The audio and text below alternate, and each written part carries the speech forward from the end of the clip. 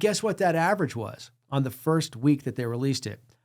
But taking a step back from that, ADP decided to bless us with a brand new indicator this week. And that indicator is called the NER pulse, right? And that pulse is a weekly number. And now what they're doing is, as they're collecting the data, rather than wait till the end of the month and tell us what happened last month on the first Wednesday of each month, now they will tell us every week, on average, over the past 4 weeks, how many jobs were added or taken out of the economy. Now, taking a step back, that is based on actual payroll numbers, right? So there's not any fancy statistics involved here like we get from the Bureau of Labor Statistics. These are not projections based on something else.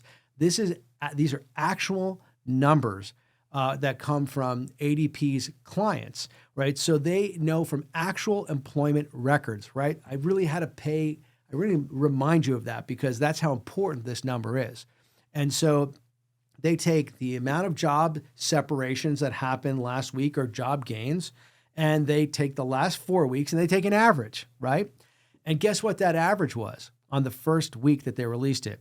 It was down, right? So on average over the past 4 weeks, jobs have been draining out of the system. What does that really mean? Well, that means, first of all, we see a trend, right? So even though ADP came out with a positive number last month overall, that could mean that most of those jobs actually came from the beginning of the month, not the end of the month. So the 4-week moving average kind of tells us what has been happening in the last 4 weeks. And we're going to be able to track those slowly over week 1, week 2, week 3, week 4, boom, then we get the next total monthly number. This month, I would tell you, is even more important than the monthly number. That's a pretty strong number.